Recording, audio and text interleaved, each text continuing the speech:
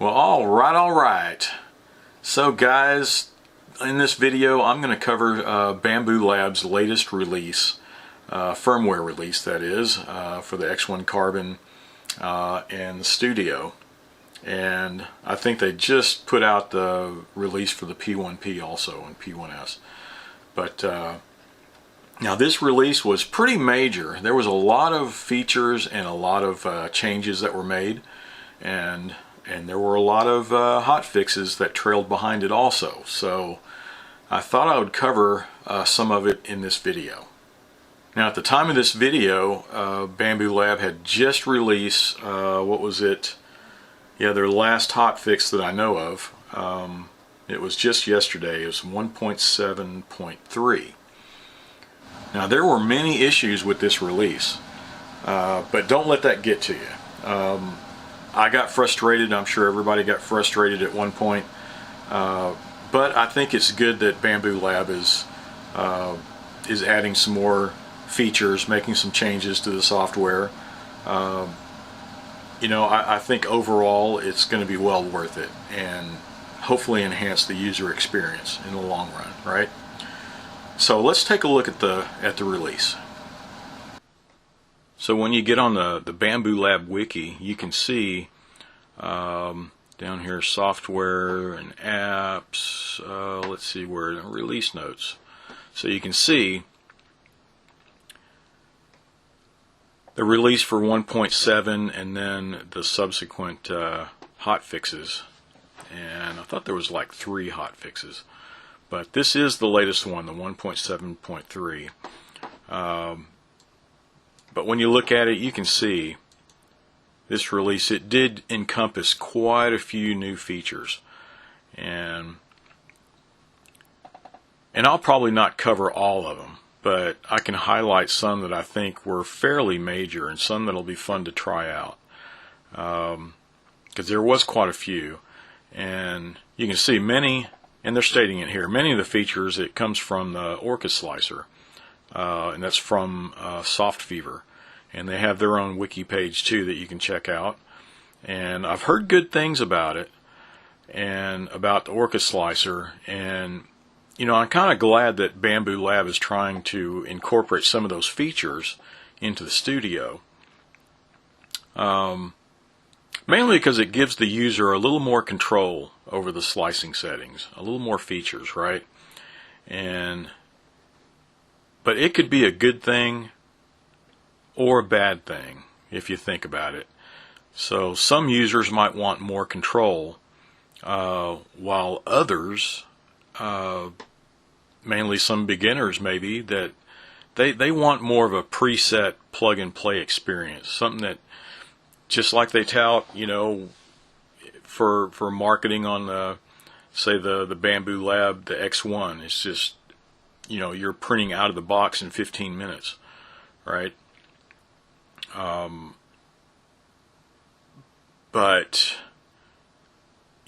you know, the farther they get into this, it's like, well, they through this release, and it took 4 or 5 days to get it stable and get some prints out of it.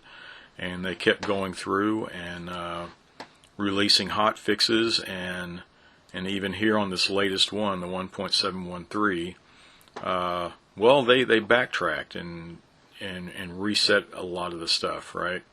Mainly that from Arachne over back to Classic, and roll back the overhang detection optimization, you know, and it's a little more stable now. But that being said, you know, if you take a look, let's go back. Okay, so some of this stuff can be pretty fun to try, you know, when you're looking at the browsing and printing now is a little more usable. It supports skipping the same model, some models during the printing, which is great. So if you have multiple items here and one of them starts to mess up, you can pinpoint that one item and it will skip it, right? So that you won't be wasting filament and just throwing it out there. That's a great little feature. Device modeling, the mesh boolean, this will be fun to try. So you can see, you can take your shape, put it over, and subtract it from the model. It'll be a fun one to get into and play with here. But they're even saying it may fall on some meshes, including the cone model, and they're working to enhance the stability of his operations. So, that being said, I might play with it, but I'm not going to depend on it, you know. But we'll see how it goes. Hopefully they get that pinned down. And supports more third-party printer profiles. Okay, that's good. Printer selection, sure, that should have been done a while back. I mean, they've had the P1S out for a while, so I'm surprised they didn't have this at the time of the release or before, right? But at least it's there. And that's good, because I have a P1P and I'm about to convert it over to a P1S. And I'll cover that in another video. But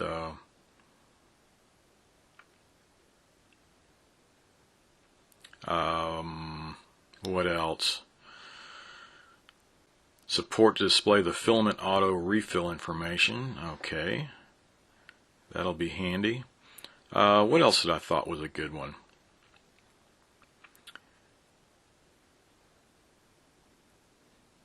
Yeah, see, there's so much that they tried to include on this release, and I can tell, yeah, this looks pretty good. Enhances print stability by alternating the direction of grid and fill paths between layers. So that'll be interesting to see the difference before and after. That looks like a nice little tweak there. But one of the biggest things, okay, this was thing that they changed the style of the calibration line. And that is great, because the old one, you can see here at the bottom, it took up so much space up here. So this kind of gets it out of the way, and it increases your print area. So, and that's something they took from Orca Slicer too. So, but that's a good one. The one that got me the most, if we go all the way to the top, the Add Flow Dynamic Calibration and Flow Calibration for Bambu Lab printers. So if we take a look, let's see. If we take a look here on Studio, now it has this calibration, the Flow Dynamics calibration. And if you go through and follow the links for auto calibration, and you pick one of the filaments that you have in your AMS or external, and the nozzle diameter you choose. It's just make sure when you're going from like a 0.4, if you have a 0.6 millimeter nozzle, make sure that you program that in on the printer, like the X1. If you don't have on your accessories that you have a 0.6 millimeter nozzle, well, it's not going to find it here. It's going to give you an error message that you have the wrong nozzle. So be sure to go on the X1 and scroll through. You'll find it on your accessories and pick the 0.6. But here you go. You pick out the nozzle, what plate you're using, and pick your filament, or all four if you want, and you go through the calibration. The next phase, let's see, we'll go back. The next phase, it'll basically give you the K value, right? And then you take the K value and plug it in. See, right now they're all at 0, but I can go through here and say my Polymaker ASA, there's the K factor 0.027. Confirm it. Okay. And what else? If I'm using, let's see, I think this ASA was different. Say if we take this, I still have it all under generic, but on the PA profile, This is Overture, and it came out with a .026. So you see, you're assigning the K values. And some guys were loving it. They just, hey, yeah, you can preset it and use it whenever you want, or use it when you're popping in a spool of filament. Well, what if I'm using some totally different filament and I just want to pop it in and print? Do I have to go through this auto calibration and assign the K value, blah, blah, blah? Well, it's not really auto anymore, is it? Now it's just a step away from being the manual, and which, if you look here on the manual calibration, well, it'll go through the manual just like on the P1P, where it gives you all of the samples, and then you pick one yourself for the K value, and that's about the only difference between the manual. You go through the motions, and you pick whatever K value you think will do. On the auto calibration, well, you go through the motions. There's a little different, and then it tells you what the K value is, right? So that's about the only difference between the two. And to tell you the truth, I wasn't too crazy about that, because like I said, well, what if I want to just pop in, say this PLA, what if I wanted to try some PLA carbon fiber, pop it in, and just print away? Do I have to assign that K value, or can I still do, let's see, when I go through and, let's see, let me pick out,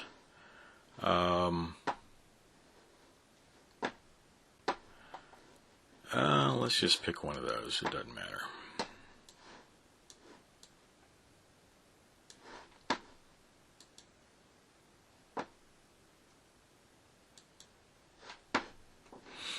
Okay, it already sliced.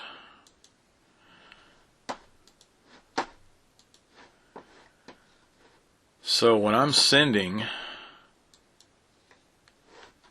here the options for bed leveling and flow dynamics calibration, well, what's going on with this option here?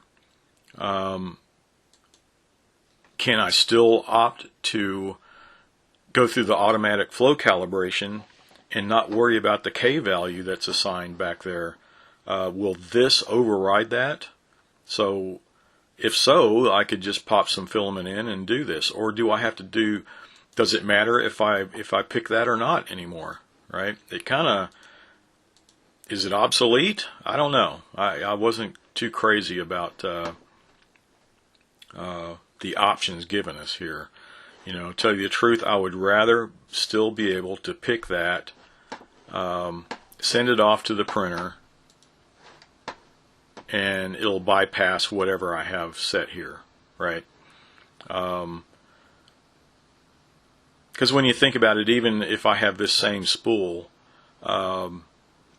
it might behave differently depending on the amount of moisture. I try to keep them dry, but you know, how consistent is that going to be, right? It might be dry when you're, you know, first using the spool. By the time you get down to the, you know, the last 25% of it, is there more moisture on it? Is that K value still going to be the best? I don't know. That's kind of why I would rather use the option here, you know.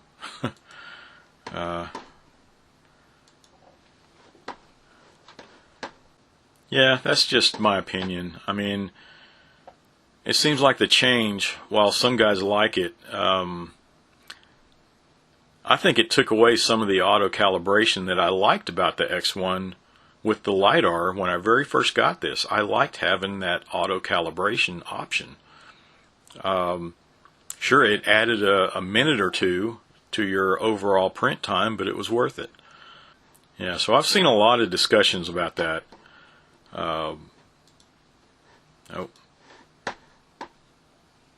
about this. This was one of the main problems when I first, loaded in that latest release, and I troubleshooted everything.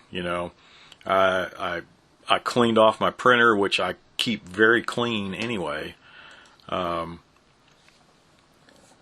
I do use, you can see I do use a lot of ASA, and I keep this printer very clean. I'm well aware that there's fumes, but I also have it vented, and it goes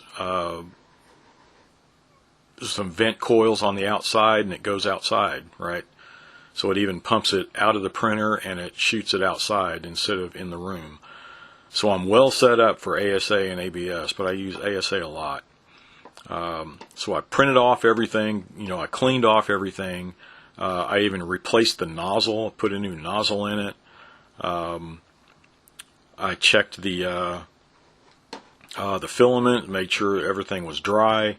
I mean, I was just troubleshooting everything coming down to, and it was just pointing directly at, well, it's got to be the K value.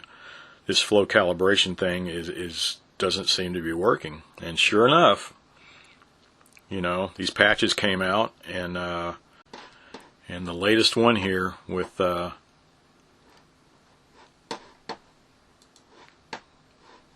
when you read about the latest release notes, and they've kind of backtracked and and either set some of the options back to where they were before, disabled some stuff until they've tested until they're more confident with the performance and stability. It's like, well, that's great. That should have been done before you ever released this, especially this release with that magnitude, so many changes on there. Yeah, and here's an example of how some of my prints were coming in after loading the first release. And you can see on the edges here, they're curved in, and it just could not hold an edge. On some of it, yes, some of it did fine, but this whole section here, nah. Maybe I'll have a better close-up for you. But I had a lot of before and after shots, and after I loaded up the fixes and I kept tweaking it. Now this is over a matter of days, right? But then I finally got it down to where I was getting some good calibration cubes, and got to the point where I was trying the PLA and ASA, and they're all coming out good.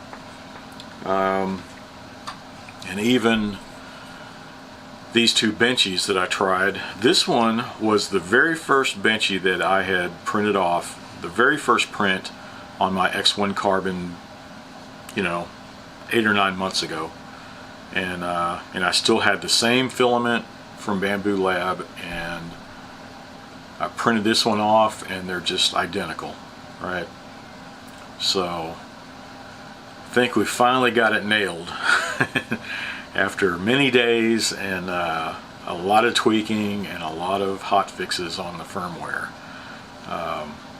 But it looks like we finally got it. So if you're new to 3D printing and this happens to be your first printer, don't let it get to you. These are great printers, and it was just a couple of hiccups on the firmware, right?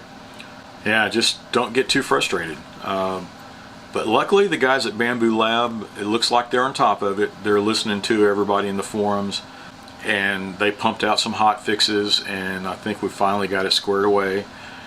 Yeah, I know on the forums there were quite a few discussions, and everybody was, there were quite a few problems, put it this way. There were, quite a few problems that popped up, but on the other hand, there are a few guys that say their prints are better than ever, and it's kind of a mixed case. And on one forum, I think I read somebody who had 10 printers, and 3 of them were acting up. They upgraded the firmware on them all, but there was just 3 of them that were doing that. It's kind of strange, right? So So if everything being the same, I'd be interested to see, well, when were they bought? Were those 3 in one batch and the other 7 were different batches? Did they make some internal changes between them, or were there changes to the board? You know, I don't know. But that might explain why some guys are having good luck with the firmware and there's many that are not. But, well, I guess overall, I guess that was my opinion on the release, especially with the flow calibration. You know, because I did like the option of doing the flow calibration before every print, before I send it to the printer, right? And I think the K value should be assigned at that stage, and it'll save it to your filament unless you override it.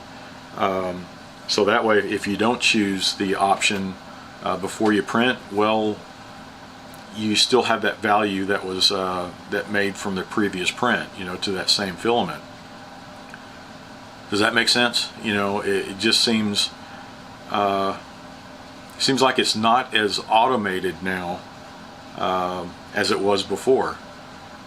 Because now it's, you know, they call it auto calibration, but no, you're having to go through all the steps yourself, and then it assigns the K value. You decide, you know, to name it and, you know, file it away. But still, it's not really auto anymore, is it? Unless you use the option for flow calibration before you send it to the printer. Well, I guess that's that. I hope everybody has a handle on this release, and hopefully you're getting good prints, if not better prints now. And I guess that is it for this video. So, as always, thanks for watching. Be sure to subscribe and watch for my next videos. And happy printing.